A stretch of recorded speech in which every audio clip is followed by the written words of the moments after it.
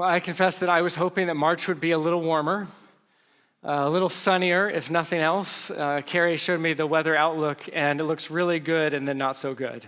And so I was definitely hoping for a little bit better weather, but if nothing else, March Madness is coming. And I'm excited about that. I don't know if anybody else is excited about that. I know there's some folks who, man, you're going to spend a lot of time watching basketball, and I feel you, like I get that. And last night I was watching some of the World Baseball Classic, not as much as I would have liked, but I did see Schwartz hit a home run. That was awesome. But it's just, like I'm just going to confess this. Can I just be really honest? Like, I love sports. I love watching sports. I love watching these athletes perform at such an incredibly high level. And I've just sort of always been interested in high performance. You know, not just in sports though, like in a concert hall or on a stage. And see, high performance is not just excellence. It's excellence, but under pressure. It's excellence when the lights are brightest. It's showing up in the biggest moments, because there's a difference between bringing your A game in a scrimmage or just playing out with your buddies and then being on the biggest stage with millions of people watching you and your season is on the line. Like, that's high performance. And so it might sound a little strange for me to say it this way, but God's desire for you is that you would optimize your performance as his follower, as a follower of Jesus, that you would be a high-performing follower of Jesus. And we don't always talk about the Christian life this way, but when you become most fully who you're created to be, the person that God has created you and called you to be, that is when you create the greatest and most good in the world. And when you do so, you showcase God's presence and his power that exists in you. And so throughout this year, so far, these first couple of months, we've been on this journey through Paul's first letter to the church in Corinth. And as we saw last week in chapter 9, Paul, he makes it really clear that he has a very specific mission, a very specific win, what his life is about. And he makes it crystal clear that his win, his mission, his goal is to reach as many people as possible with the good news of Jesus. But see, that's not just Paul's mission, right? This is a mission that actually Jesus has given to all of us who are his followers, that as soon as you trust Jesus with your life, as soon as you give your life to him, you are commissioned into this remarkable work of God that is his church, to be a movement to advance his kingdom and to announce to the world the forgiveness and the hope that comes through Jesus. And so let me just say that if you're here this morning and you are not yet a follower of Jesus, if maybe you're sort of exploring faith, maybe you're not sure what you believe about God, then some of what I have to say today may not be as directed at you as at other times, but what I hope you hear so clearly is God's heart for you, because he is mobilizing his people, the church, for your sake. He is calling on us to come to you, to bring to you the message of his love and the lengths that he would go to be known by you, to have a relationship with you. I hope you hear this good news today, because that's our mission as the church. That's our win. If you're a follower of Jesus, this is what we are called to do. This is who we are called to be, to announce to the world that Jesus is the answer in a world that is desperate for answers, and he's the one they're looking for. And at the same time, what I know is that there are some of you who will think, Lucas, I'm not a pastor. I'm not a missionary. I don't work for the church. I know. I would have noticed. But see, this is what is so beautiful about how God has made each one of us uniquely who we are. That we are all playing for the same win, but we play different positions. Right? The basketball team that takes the court during March Madness, it would be terrible if all they had were centers. Like if every player on the team was the center, or they all thought they needed to play the center position, like that is a team that is gonna get knocked out in the very, very first round. Like you need that diversity. You need different kinds of players with different heights and builds and skills You need point guards, you need forwards, you need the defensive specialist, and then you need the person who's going to get to the rim no matter what. That's what makes a winning and effective team. And see, being the church is a team sport. That's what's so beautiful about who we are together, is that we are not all the same. We all are playing for the same win, but we have different roles to play. And what that means is that the greatest contribution that you can make, you as an individual, it's not to try to play someone else's position. It's not to try to play another role that's not your role or try to be like somebody else who's not you. The greatest contribution you can make to this mission that God has called us to is for you to be you. That is the role that the world needs you to play. To be a high-performance follower of Jesus in a way that only you can be. And so this morning, I want to talk about how you become a high-performance follower of Jesus. Because it doesn't just happen by accident. Just like any high performance in sports or any other arena, it's not something you stumble into. There are ingredients that are required for you to get there.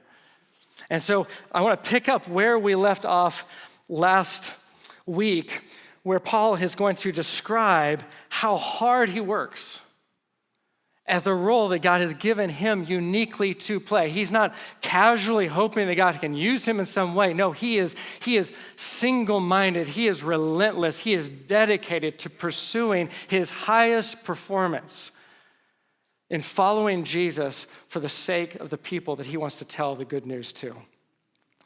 And so I want to pick up with a couple of verses we left off with last week. So starting in chapter 9, verse 22, he says, I have become all things to all men so that by all possible means I might save some. Paul is laying out like this is the role that he is called to. Like he is an evangelist. He is going to go and tell as many people as possible, I do all this for the sake of the gospel that I may share in its blessings. Quick aside. I didn't get to flush this out last week the way that I wanted, and so I'm going to bring it in this week. For the longest time, I couldn't understand why Paul would talk about sharing in the gospel's blessings if he's the one doing the sharing. I mean, he already knows the gospel. He already has a relationship with Jesus. So what is the benefit? What is the blessing that he receives in sharing the blessing with others? And what I realized is that Paul gets blessing from sharing the truth about Jesus with others because when you share your faith comes alive. When you live your faith comes alive. And this is Paul living and sharing his faith with others. See, one of the mysteries of faith is that faith only really comes alive when you live it. See, the way we tend to think about faith is that we want first our faith to feel alive, right? To feel vibrant. Feel excited, warm and fuzzy and on fire, and you feel all that deep faith, and then you're going to live out your faith. But that's actually backwards. Because the only thing that will truly activate your faith is action. The only way to truly grow in your faith, for your faith to truly come alive, is when you live it out. It's like if you've ever been skydiving, which I never have and never will. I am terrified of heights. I went bungee jumping once and regretted it all the way down. But if you ever went skydiving, I just imagine that there is a qualitative difference in the faith you have in a parachute when you are standing on the ground than when you are jumping out of the plane, right? Like when you're on the ground and you're holding the parachute, you can talk all day long about the confidence and the faith that you have in that parachute. But if you want to experience real faith in the parachute, you have to jump out of the plane. It's a whole new level. See, it's when you put your faith into practice, that is when your faith comes alive. If you are waiting to feel really alive in your faith, you could be waiting for a really long time. You could be waiting forever. But if you want to experience faith alive in your life, you want to go deeper in your faith, then you got to take that next step out of the plane and then feel and experience and watch your faith grow. All right, that's the bonus material. Verse 24, do you not know that in a race all the runners run, but only one gets the prize. Run in such a way as to get the prize. Everyone who competes in the games goes into strict training. They do it to get a crown that will not last, but we do it to get a crown that will last forever. Therefore, I do not run like a man running aimlessly. I do not fight like a man beating the air. No, I beat my body and make it my slave so that after I have preached to others, I myself will not be disqualified for the prize. I just have to point out that even 2,000 years ago, preachers were using sports analogies. It's not just me. It's not just me. I'm in great company. Here's Paul. He's using sports analogies because they're just so useful. I mean, sports is a microcosm for life. And see, Paul knew exactly what he was doing. He knew his audience, and he understood that his audience of all people, they would understand sports and athletic competition because they were living in the city of Corinth. And Corinth was not far from where they hosted what was called the Isthmian Games. And the Isthmian Games were like the Olympics. In fact, they were second only to the Olympics in terms of prestige. They happened every 2 years, and the greatest athletes would come and they would compete, just like you would imagine, in all the ancient athletic competitions, racing and wrestling and boxing and all the rest of it, all right? And so Paul knew his audience. He knew their context, that they would understand, they would appreciate what he has to say. And so speaking their language, he says, listen, just think about it. I know you've seen the games. I know you've seen it. I know you've heard about it. If nothing else, like you might even know some of the athletes. Think about anyone running a race. In competition, they're not running haphazardly or casually. No, he says they're running to win. So look back at verse 24. Do you not know that in a race all the runners run, but only one gets the prize? Run in such a way as to get the prize. Which sounds kind of like a given. I mean, duh, like Paul, like why else would you run in a race except to win?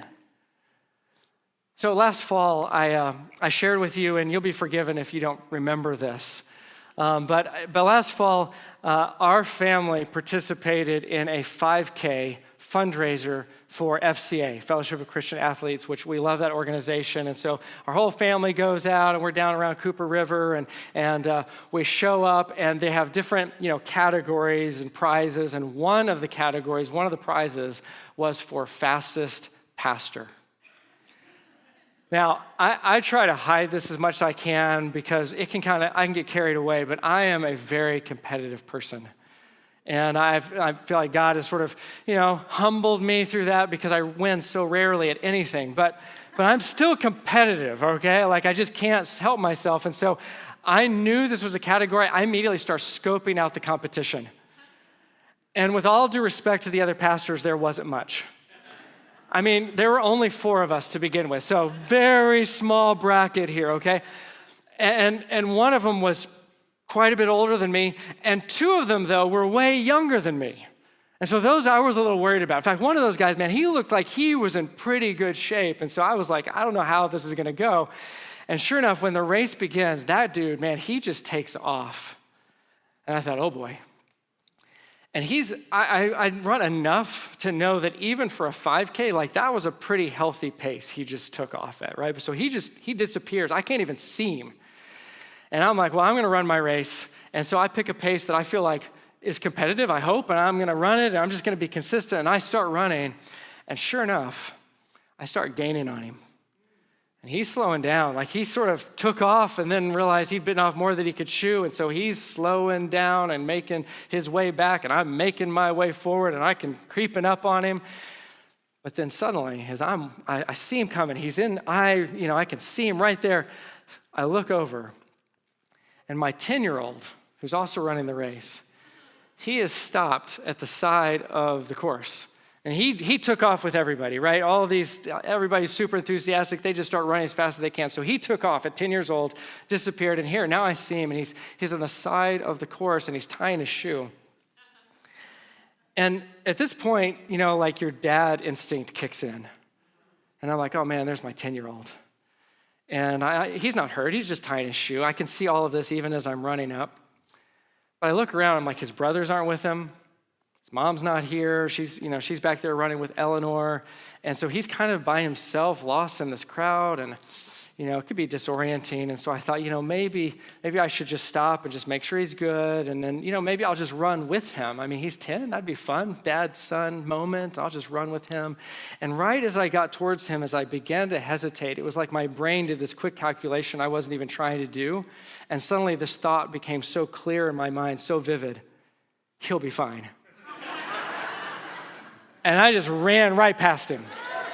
Hey, buddy, just kept running. Didn't ever slow down at all. Just kept running. I passed that other pastor. I won the race. I won my prize, and I would do it again.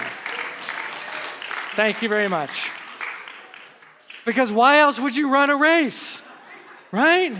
You run to win. So what Paul's saying here, he says, look, just like it would be absurd to run a race not to win, he says it would be absurd to live your life and not bother to make it count. And yet we do it all the time because there are so many distractions on the course of life. There's so many different things that derail us, that pull us away from the race that we were created and called to run. And so to be a high-performance athlete, understand, you have to have a certain mentality. Right? If you've ever known someone who's truly one of those elite athletes, high performance at a professional, maybe even a college level, man, they are dialed in. There's a mentality. They come to play. They are there to win, to compete. And so there's this mentality, this desire, this single-minded focus where they are pursuing that prize. They want to win. And that is what drives their willingness to put in the work to get better every single day, to be the best that they can be at whatever their sport is. And see, it's the same if you're going to be a high-performance follower of Jesus. You got to start with the mentality. You got to desire, you got to want to be the person that God has called and created you uniquely to be as you follow him. It begins with the mentality of saying, I am going to follow Jesus. I want to win this race. I want to stay right with him. I want to be in lockstep with him. It starts with that kind of desire, that single-minded focus. And then on top of that mentality that you got to bring to your race, there's 3 other ingredients that you need. You need coaching, you need strategy, and you need training. You need coaching, you need strategy and training. They're actually all right here in these verses. And so first, we got coaching. See, Paul, this is what he does. He is a coach. Paul, when he was with the church in Corinth in person, when he planted the church, as he led that church over 18 months, he was their coach. And now in these letters, he is coaching them on how to run their race. I mean, you hear it even in this language, this mentality. He tells them, listen, run in such a way as to win your prize. That's coach speak, right? He's like, hey, get your head in the game, right? Have the mentality, run your race. And then he goes on to talk about how they should train. And when you read the rest of the letter, he's describing for them, he's coaching them in how to run their race, how to follow Jesus to the best of their ability. And see, I'm no Paul. All right, just to be clear, I am no Paul. But that's what I do. Like the way that I see my role, and this isn't how every pastor sees it, but I am a coach at heart. I get up here every Sunday. It's not because I love public speaking. It's because I am a coach, and I want to coach you to run your best race. Week in, week out, day after hour for all the years that God gives to you. Listen, I want you to win your race. And it's not just me. There's the other pastors. There's so many other leaders in this church. Some of them have titles, some of them don't. And they have the experience, having run, that they get to come alongside others of us and run and impart their knowledge and their experience. And see, it's not just teaching, it's coaching. This is why we call our one-on-one mentorship program spiritual life coaching, because it's not just giving somebody knowledge, it's actually running alongside them and coaching them along the way through life. It's correcting you. It's directing you. It's encouraging you when you hit your wall. Right? See, if you're going to run your race well, if you're going to perform at the highest level you can achieve, you need coaching.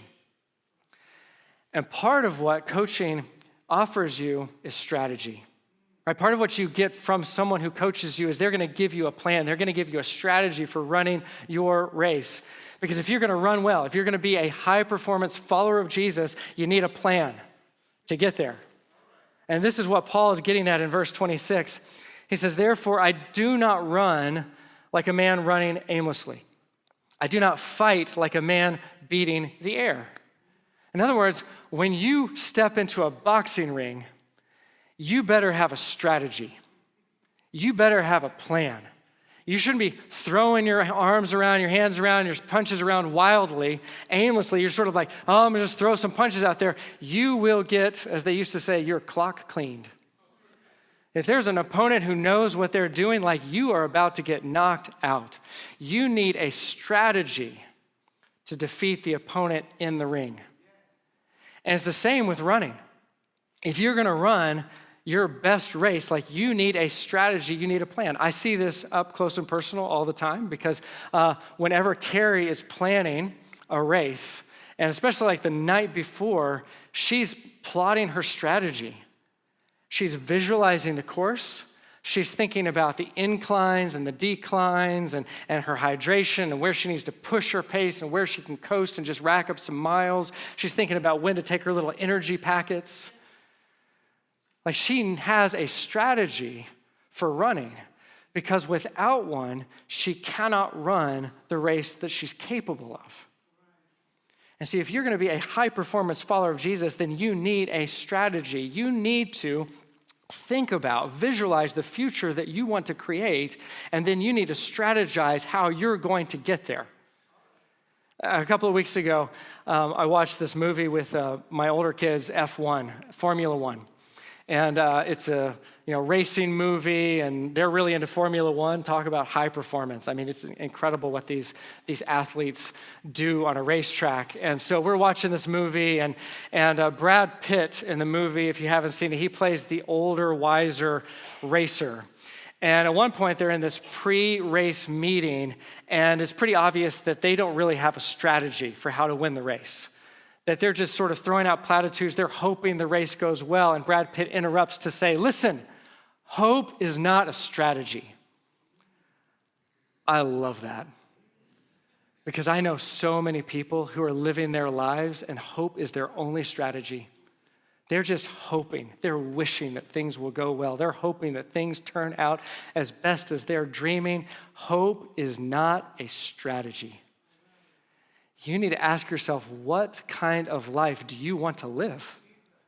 And then you need to strategize how you're going to become the kind of person who can live that kind of life. Because listen, the reality is, you rarely get to decide if the job you want, the career you want, or the relationship you want, or whatever it is you're dreaming of comes true. But you can decide today to become the kind of person who's ready when the opportunity arises. You can decide today to develop your character so that you are prepared and ready if and when those dreams ever begin to come true. See, whatever you believe God has called you to do with your life, however he's leading you, it's going to take more than hope to get you there. Right? It takes coaching, right? It starts with that mentality. And then it takes coaching, it takes strategy, it takes having a plan. But then last piece, it takes training. Because as Mike Tyson so eloquently put it, everyone has a strategy till you get punched in the mouth. Verse 25, everyone who competes in the games goes into strict training. And skip down to verse 27, I beat my body and make it my slave. Paul is describing self-discipline, this training, right? Abstaining from things that are not good for him, that are not going to help him in this competition, this race that he is running. right? It's that self-discipline that athletes have to say, yeah, that donut looks good, but I'm not eating it, right? It's that self-discipline to say, I'm gonna beat my body and enslave it so that I realize, man, I shouldn't eat that, I shouldn't drink that, I should get lots of sleep at night, I should hydrate, right? It's this self-discipline, control over yourself and your appetites.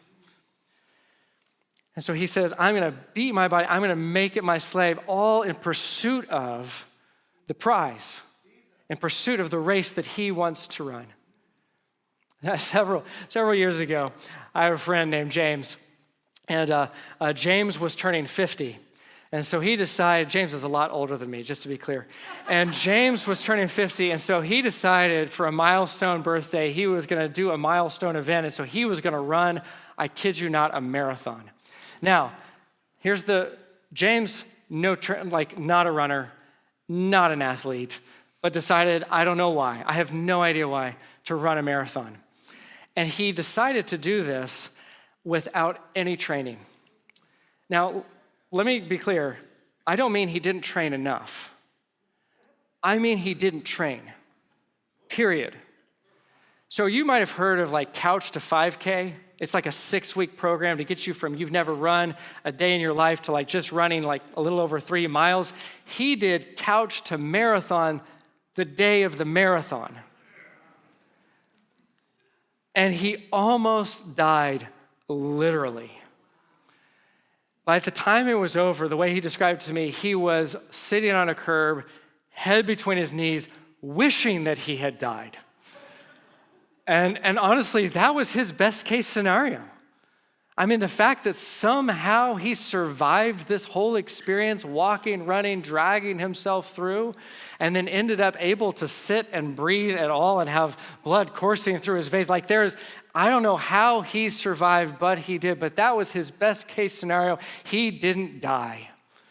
Not the race that you really want to run. See, listen, life is way harder than a marathon. It's way harder. Carrie has a friend who's kind of the mentor of their running group, and he's always training the newer and less experienced runners. And one of his mantras that he likes to give those younger runners who get really cocky before their first marathon, they're gonna crush it. And he says, let me be clear, something always goes wrong. There is no such thing as a perfect problem-free race. Can I tell you, there is no such thing as a perfect problem-free life. It's never happened.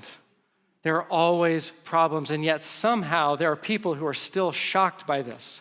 Like, we should know better.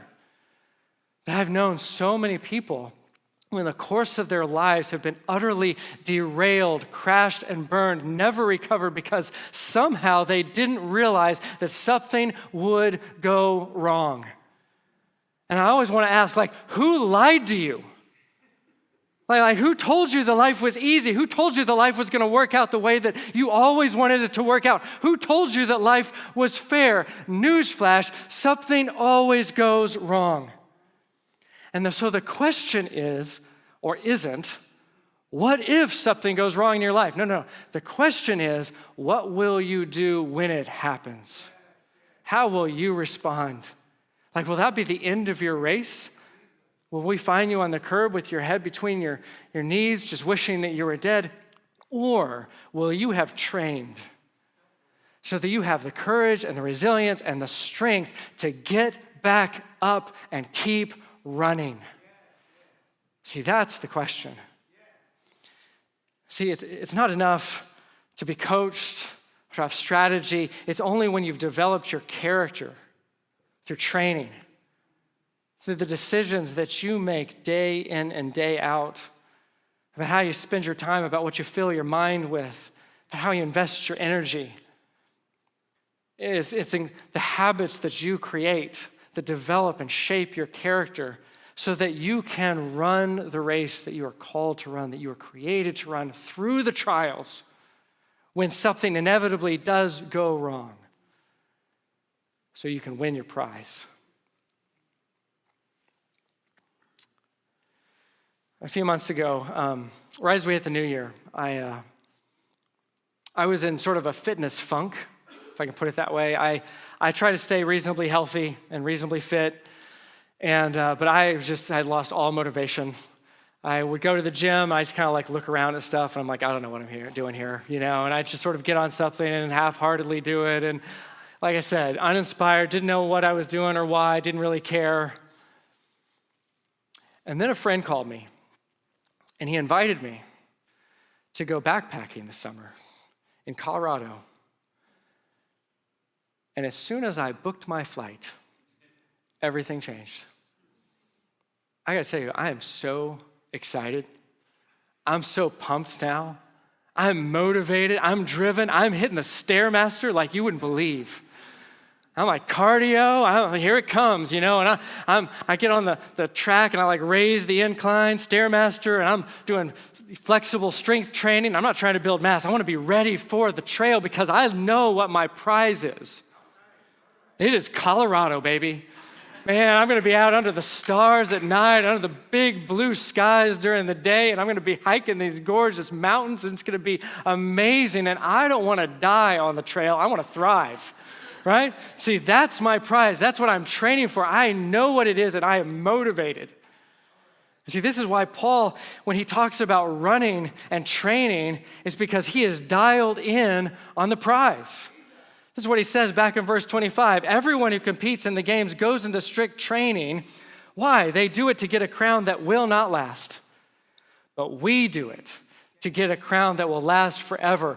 Paul, he is dialed in. He is focused. He is training because he wants that prize. He wants that crown.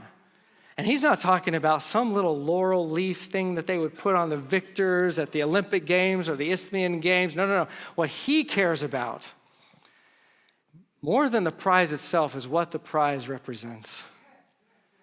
That he ran his best race. That he lived the life he was meant for. See, what matters about a prize, can I tell you? The prize is great, but what really matters is what it represents. What it signifies, that's what matters.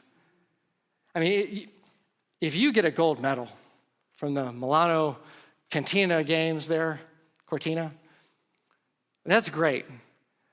But if you didn't win it, who cares? Like maybe you can go find one on eBay.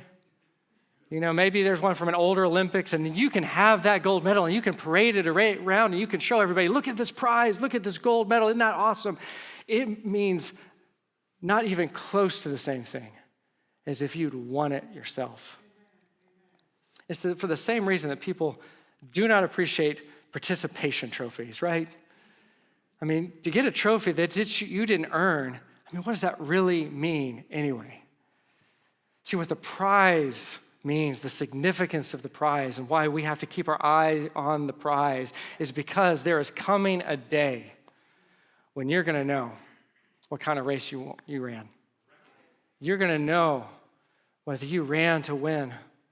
You're going to know whether your life counted the way that you wanted it to count, the way you were created and called for, and there's going to be a moment where you stand before God himself, and you're going to discover the quality of the race that you ran. Did you run to win, or were you distracted, derailed, or even disqualified? So make your race count. In the running world, there's a legend named Jenny Rice. And here's Jenny Rice.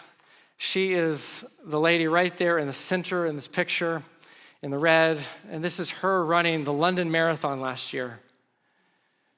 Jenny Rice is 77 years old.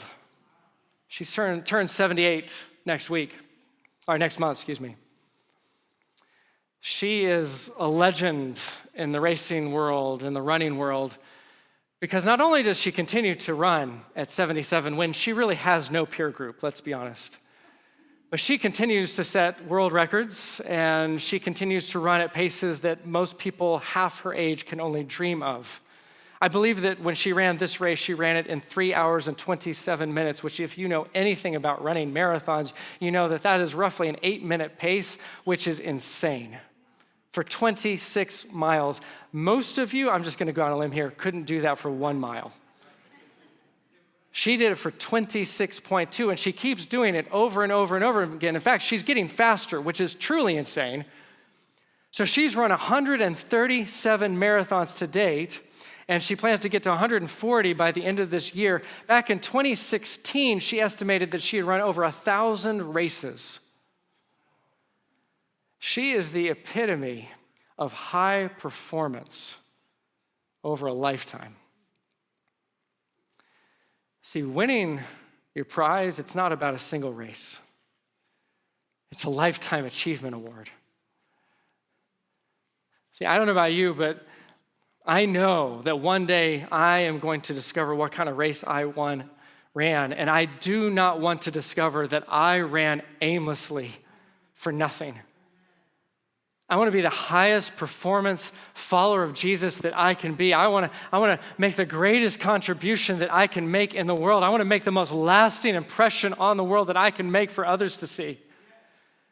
Because when you are a high performance follower of Jesus, can I just tell you, the world will notice. The world will see you because the world is running a completely different kind of race. You might call it a rat race. Right? It's like the hamster in Secret Life of Pets who's on the little hamster wheel. He's like, I run and I run and I run. I get nowhere. That is how the world is running the race. And there are people who are so tired of being on that little wheel, and they are discouraged and depressed and exhausted, and yet they keep chasing after the next thing, the next new thing. Whether it's a job or a career or money or fame or relationship, whatever it is they think will make them finally feel truly alive. And what they need to see is what real life looks like. What they need to see is what real high performance living looks like, because it doesn't look what the world says it looks. It doesn't look like what you see on TV or on social media. It's not glamorous, it's not glitzy. High performance living looks like courage when everybody else shrinks back in fear.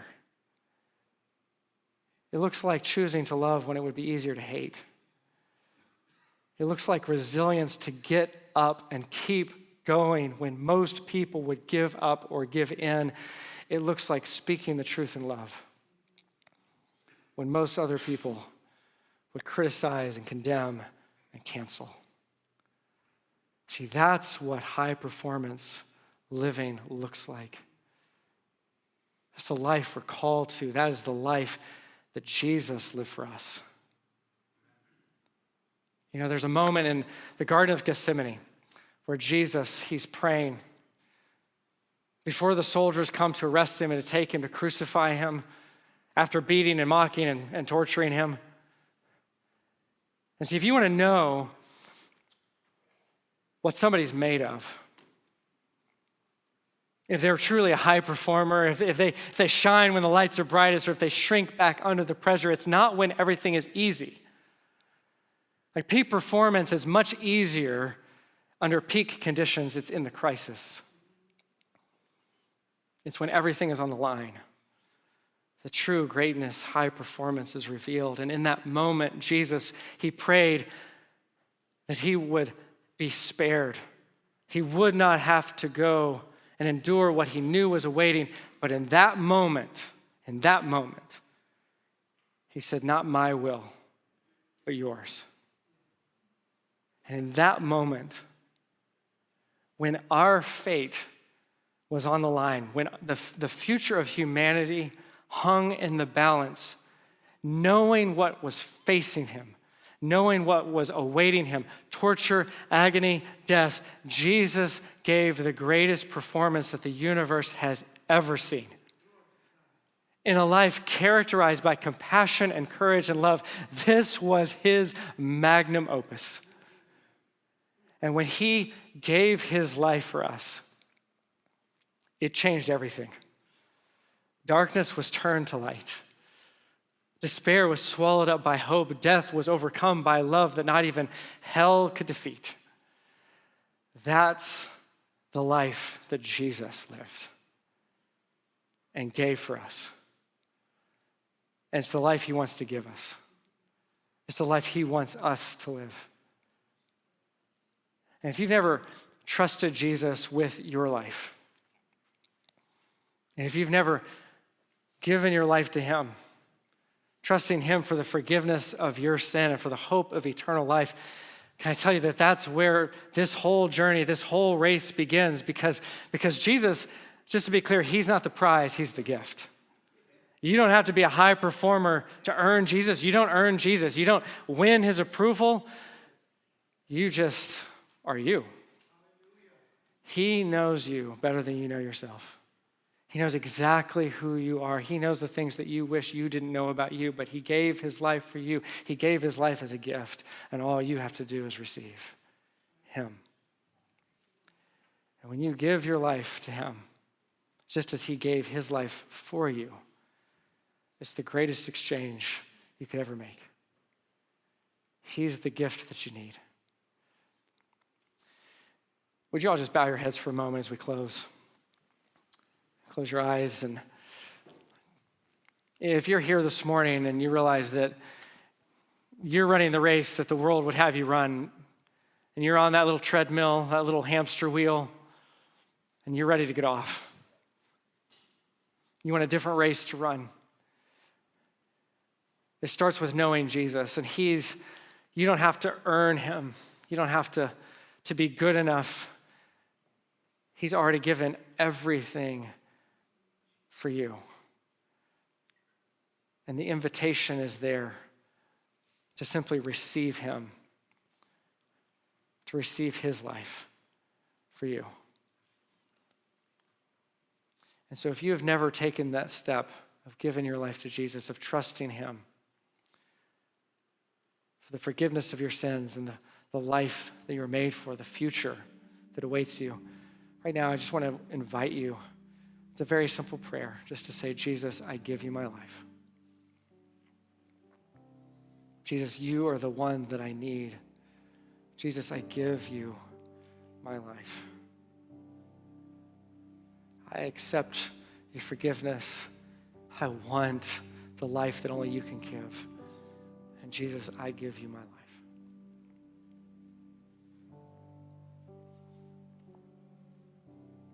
Father, I just pray for anyone right now who has just made that prayer their own.